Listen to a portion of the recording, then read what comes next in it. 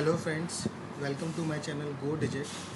Today in this video we will learn how to move the database files from one location to another location. Okay, so to begin with, let me check where my existing database files are located. Okay, so if I go to my C drive and click on nav folder, here I find the two files which made my database name as demo database business central 16.0. So there are two files for this particular database. One is primary data file, another one is transaction log file. Okay, so primary file is something which holds the actual data, complete data of your database. Okay, and this transaction log file actually holds it. You can understand this log file as a cache memory type. Okay, for more detail, I will not cover the more detail of these, what actually log file is and what actually data file is, okay, in this video. So only thing which we have to understand here is that there are two files for my database which are located in this nav folder. Now what my requirement is that I would like to move these two files of my database from this location to another location. So ideally the quick solution which comes in our mind is that there is no problem in this. What we can do is we can cut these files from here and paste it to another our intended location. But guys, we cannot do such things because this is our database, which is actually a production database, right? So we cannot do any such things to our production database. It will be very dangerous. So the correct steps to perform this activity is as follows. So first, what you need to do is you just have to open your administration center. Okay, and in that one select your service, which is in my case it is BC160. Okay, so what you can do first here is click on stop to stop the services. But I would recommend you to first inform your client or your customer that this service, that Navision service or business center service will not be available for particular time. Okay, so you must have to take a downtime from your customer. So what I'm going to do here is I will stop the service here, so that it will make sure that there is no user is actually currently working on my database. Okay, so now the service is stopped. So the next step is open your SQL Server Management Studio.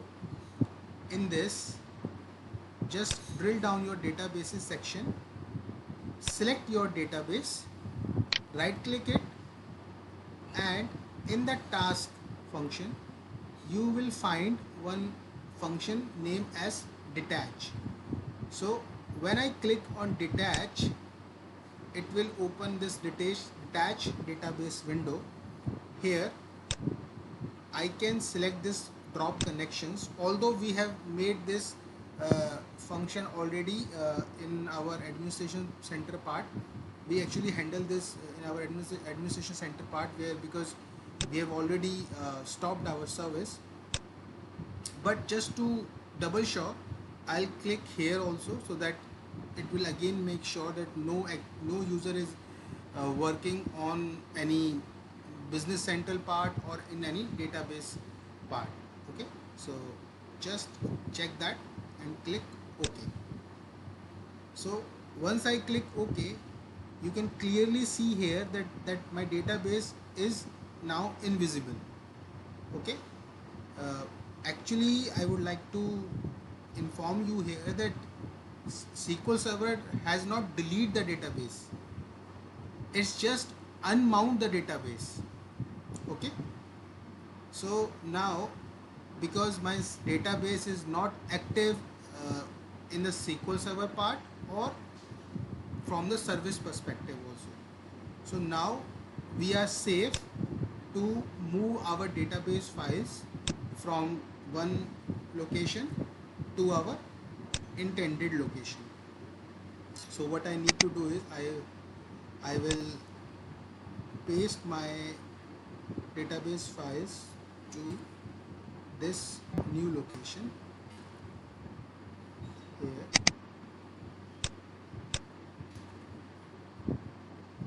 So that's it, my database files are successfully pasted here, and now these files are not available in my okay. So actually I copy the files from here first. So what you need to do is that you can now delete these files from here, because you have already paste these files to your new location. So now that's it from here.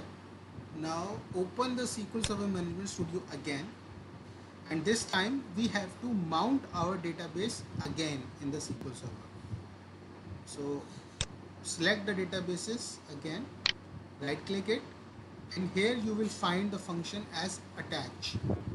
Click here, and now it is asking you to search for the your MDF file location. MDF file location is nothing but the primary data file of your database. Okay, so we have to add that file here.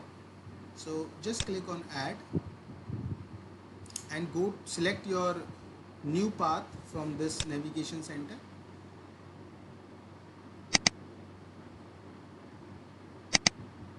In my case, my files are available here. So you can see this primary data file, the extension of that primary data file is .mdf.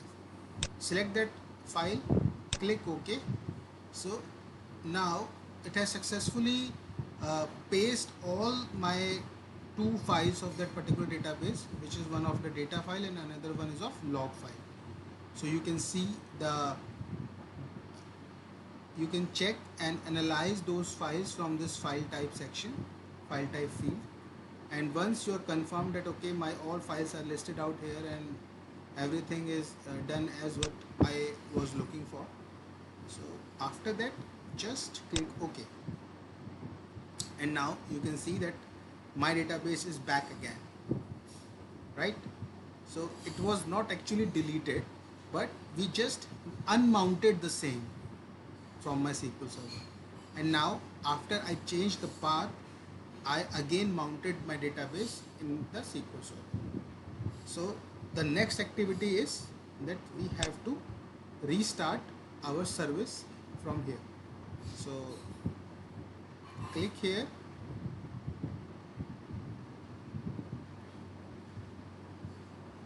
and now it will run the service.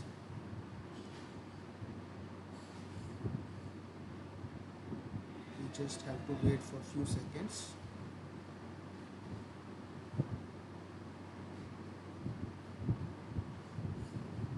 And so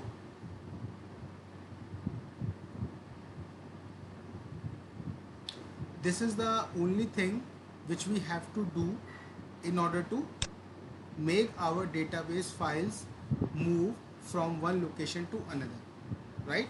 So SQL Server comes very handy when we have to do such kind of administrative tasks with our databases.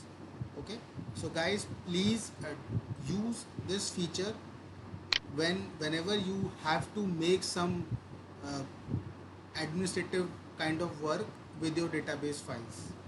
Okay, so these functions like attach and detach are very important. It will help you to not make your database corrupt or your database files corrupt while doing such tasks. I hope you like this video. If you like so, then please hit the like button, share this video and subscribe to my channel. Thank you so much.